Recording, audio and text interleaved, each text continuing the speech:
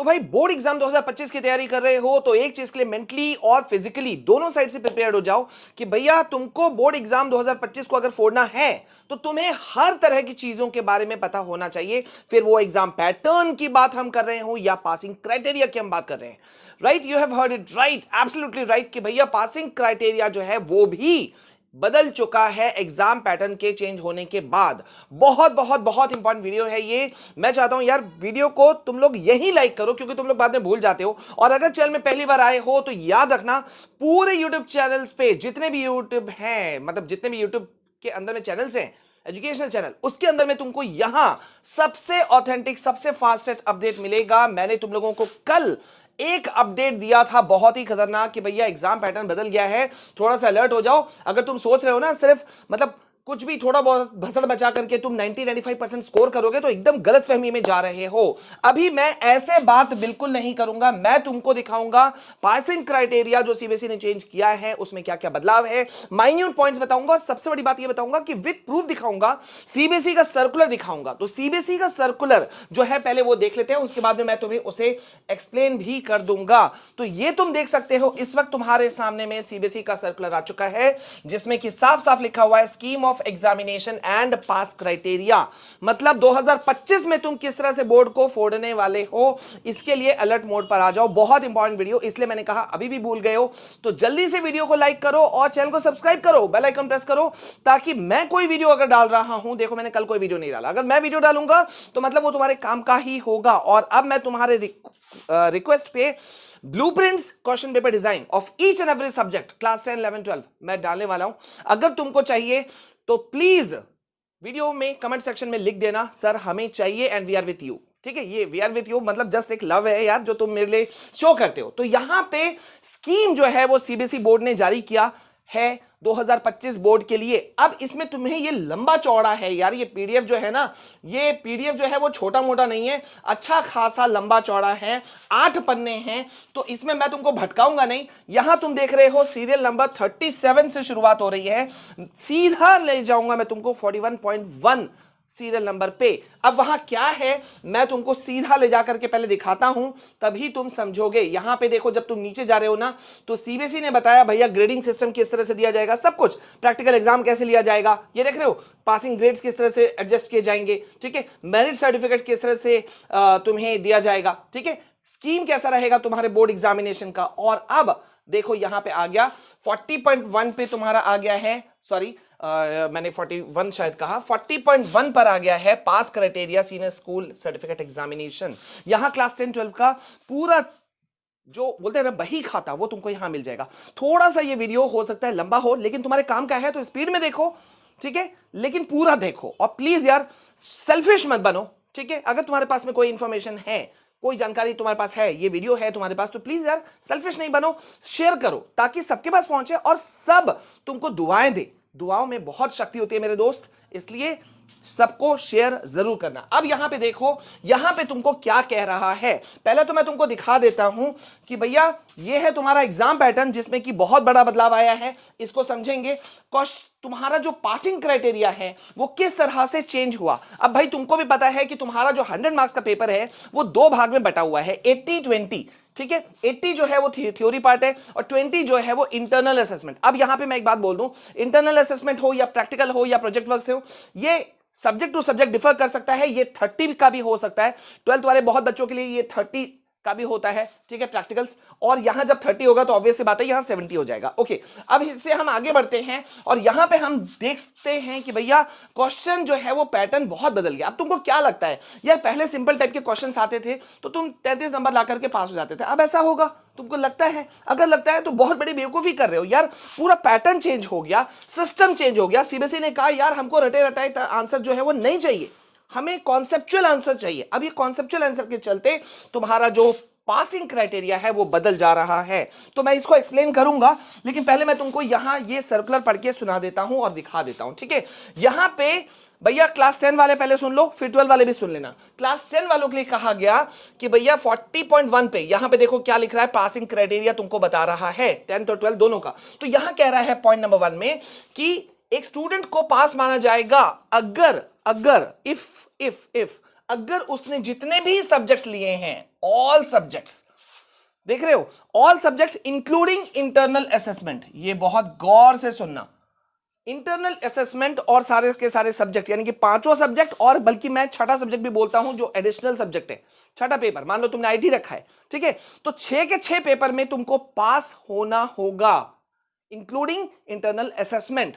Assessment को मिला करके तुमको 33 नंबर लाने हैं, ई से ऊपर लाना है, ये देख रहे हो, अ ग्रेड हायर देन ई, ठीक है, अगर तुम हायर देन ई लाते हो तो तुम पास हो। अब ये पॉइंट नंबर 2 जो है ये बहुत इंपॉर्टेंट साबित हो जाता है, किसके लिए, फॉर स्पेशली क्लास 12 स्टूडेंट्स। अब यहां क्या कह रहा है कि in order to be declared as having passed the examination a candidate shall obtain a grade higher than E, ठीक है, दैट इज एटलीस्ट 33%, तुमको ई से, ई ग्रेड से ऊपर लाना है, जो कि 33% से ऊपर होना चाहिए, ठीक है, in all the 5 subjects of external examination in the main और at the compartment examinations the pass marks in each subject of external examination shall be 33%। 33% तुमको लाना है in case of a subject involving practical work, a candidate must obtain 33 marks in theory and 33 marks in practical separately. अब मैं यहां पे चाहता हूं कि भैया तुम्हारा जो है वो मैं सब मिटा दूं, और यहां 12th वालों के लिए मैं थोड़ा समझा दे रहा हूं, इसको मैं एक्सप्लेन करूंगा अभी, इसलिए ध्यान से देखना।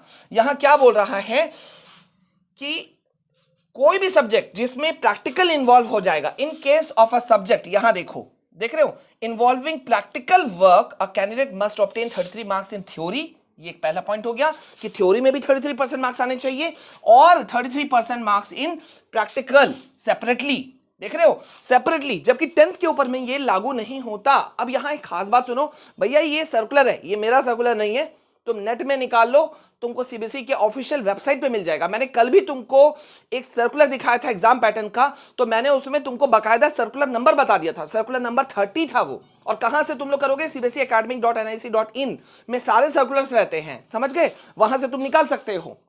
तो वो वाला 30 नंबर था, अभी मैं इसको यहां पे दिखा लेता हूं, ठीक है। तो तुमको अगर 12th में हो तो तुमको पास करने के लिए वैसा चाहिए। अब यहां थोड़ा सा समझ लेते हैं यहां पर, ठीक है, जब हम बात करते हैं यहां पर तो कैसा होगा, यहां क्लास 10th की जब हम बात करते हैं तो थ्योरी पेपर, ठीक है, प्लस इंटरनल, गौर करो, थ्योरी और इंटरनल। अब थ्योरी कितने मार्क्स का होगा तुम्हारा, भैया तुम्हारा जो थ्योरी है वो हो रहा है 80 मार्क्स का, प्लस इंटरनल कितना होगा 20। तो ये दोनों को मिला करके तुमको 33% लाना है, दोनों को मिला करके, I repeat for class 10 students, ठीक है, 33% तुमको स्कोर करना है, जो कि 33 मार्क्स ही है। 33 मार्क्स लाते हो तो तुम पास हो। अब ये भैया जो बहुत बच्चे डर जाते हैं या बहुतों के द्वारा डरा दिए जाते हैं, बहुत सारे यूट्यूबर्स के द्वारा, तो डरने की बात नहीं है, क्योंकि इंटरनल में तुमको इजीली, गौर करना, 18, 19, 20 ये तीनों नंबर इजीली मिलता है, बशर्ते तुम अपने टीचर्स, अपने स्कूल के साथ में रिलेशन मेंटेन करके चलते हो, तो तुम 18, 19, 20, मैं तुमको 2024 वालों का बच्चे को बता देता हूं जो अभी अभी बोर्ड एग्जाम देकर के रिजल्ट लेकर निकले हैं, 20 था भैया उनके हाथ में, 19 था, भरा हुआ था, ठीक है। बस अब तुमको लाना है नंबर यहां पर। अब अगर तुम मान लेते हैं थोड़ी देर के लिए कि तुम यार 19, 20 नहीं लाए हो, सिर्फ 18 ही लाए हो, 18 लाए हो, फिर भी अगर 15, 17 नंबर यहां तुम ले आते हो, मान लो थ्योरी में, थ्योरी में, एक सेकंड, यहां पे मैंने 80 लिखना था या, और यहां पे हो गया, हाँ। अब थ्योरी में मान लेते हैं तुम यही कोई 15, 17 नंबर ले आते हो, मान लो 18 ही नंबर ले आते हो, ठीक है, तो कितने हो गए, 18 प्लस 18 तुम्हारे हो गए 36, तुम पास हो। समझ रहे हो, मतलब थ्योरी और प्रैक्टिकल मिला करके। लेकिन 12th वाले बच्चों के लिए ऐसा बिल्कुल भी नहीं है, बहुत गौर से देखना भैया, वरना फंस जाओगे और कोई बचाने भी नहीं आने वाला। ये हटाओ यहां पर, आप इनका देखो 12th वालों का, ठीक है, फिर से मैं 10th पर आऊंगा। अब यहां पे क्या कहा जा रहा है, यहां पे कहा जा रहा है कि थ्योरी जो है उसमें तुमको अलग से लाना पड़ेगा। थ्योरी में मतलब कितना है, मान लो तुम्हारा थ्योरी है 80 मार्क्स का, ठीक है, और प्रैक्टिकल है तुम्हारा कितना, 20 या 30 मार्क्स का, ठीक है। अगर ये 30 होगा तो यहां 70 हो जाएगा, इसको ध्यान रखना, ठीक है। तो भैया तुमको यहां कितने लाने हैं, यहां पे भी तुमको पास करने के लिए 33% लाने हैं मार्क्स, 80 का भी 33% और प्रैक्टिकल का भी 33%, दोनों में पास होना जरूरी है। 10th वालों की तरह नहीं कि कंबाइन हो करके हो जाओगे, ठीक है। 12th वालों को दोनों में सेपरेटली पास करना पड़ता है, सेपरेटली। मैं तुमको फिर से दिखा देता हूं, यहां क्या लिखा हुआ है, सेपरेटली। देख रहे हो यहां क्या लिख रहा है, सेपरेट मार्क्स लाना है in addition to 33 marks in order to ये देखो क्वालिफाई इन दैट सब्जेक्ट। समझ रहे हो, अलग अलग तुमको लाना पड़ेगा भैया, तभी तुम पास कहलाओगे, वरना नहीं कहलाओगे। अब हम आते हैं अपने लीडर बोर्ड पर। समझ रहे हो, 10th वालों का मैंने बताया, 12th वालों का मैंने बताया। अब यहां पे देखो भैया, ये एक मैंने बाइफरकेट करके बांट करके दिखा दिया था कि 80 मार्क्स, 20 मार्क्स तुम्हारा प्रैक्टिकल का है, इंटरनल का है, उसको हटा दे तो थ्योरी में किस तरह से बदलाव आ चुका है क्वेश्चन पेपर में। हाँ, तुम्हारा 50% जो क्वेश्चन है 12th वाले बच्चों, 11th वाले बच्चों, अरे यार कान खड़े करो, सोचने से सोने से नहीं चलने वाला। 50% क्वेश्चन तुम्हारा एमसीक्यू है, इधर सीधा कॉन्सेप्चुअल जो कॉम्पिटेंसी बेस्ड क्वेश्चंस होते हैं ना वो है, और प्लस 20% यहां एमसीक्यू तो रखा ही हुआ है, मतलब 50 + 20 70% तुम्हारा यही है।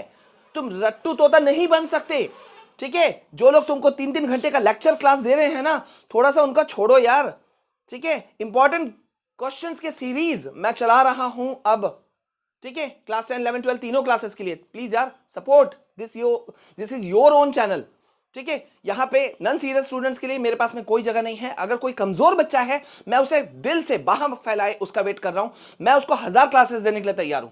लेकिन अगर कोई नॉन सीरियस स्टूडेंट है जिसको कॉमेडी चाहिए, या हर बात पे कॉमेडी या मीन मेक ही निकालते रहेगा, कमियां निकालते रहेगा, तो उसके लिए मेरे पास कोई जगह नहीं है। बाद बाकी मैं सबके लिए खड़ा हूं। तो यहां देखो 70% तुम्हारे क्वेश्चंस यही हैं, और उसके बाद में मात्र 30% क्वेश्चन यानी कि 24 मार्क्स। गौर करो भैया मेरे, जाग जाओ, सिर्फ 24 मार्क्स जो है, 24 मार्क्स जो है वो ही है तुम्हारा 30% क्वेश्चन, जो कि तुम्हारा लॉन्ग आंसर या शॉर्ट आंसर है। मतलब पास करना इस बार टेढ़ी खीर साबित हो सकती है बहुतों के लिए, बहुतों के लिए। और इस बार वैसे भी बहुत बुरा हाल रहा है। 12th का 10th का जो बोर्ड रिजल्ट आया 2024 का, बहुत बड़ी संख्या में बच्चे फेल हुए हैं। 1.5-2 लाख आसपास 10th में, 1.5-2 लाख बच्चे आसपास 12th में फेल हुए हैं। समझ जाओ, मतलब लापरवाही मत करना, ठीक है। तो आई होप कि तुमको क्लैरिटी हो गई होगी। कंफ्यूजन है तो कमेंट सेक्शन लिखो यार। चैनल में पहली बार आए हो तो सब्सक्राइब करो, और मैं तुम्हारे लिए, तुम्हारे डिमांड पे मैं कई वीडियोस बना रहा हूं, जो सिर्फ मेरा मकसद है तुम्हें मोटिवेट करना। सो प्लीज यार, बहुत सारे बच्चे कहते हैं मेरी किस्मत खराब है सर, मेरी फूटी किस्मत है, मेरे साथ में कुछ नहीं अच्छा होता, मैं ही हार जाता हूं। प्लीज इस वीडियो को देख लेना, दिल से बना रहा हूं, तो इसलिए प्लीज वीडियो को लाइक करना बनता है। चैनल में पहली बार आए हो सब्सक्राइब करना, बेल आइकन प्रेस करना। मिलते हैं नेक्स्ट वीडियो में, तब तक के लिए जय हिंद, वंदे मातरम।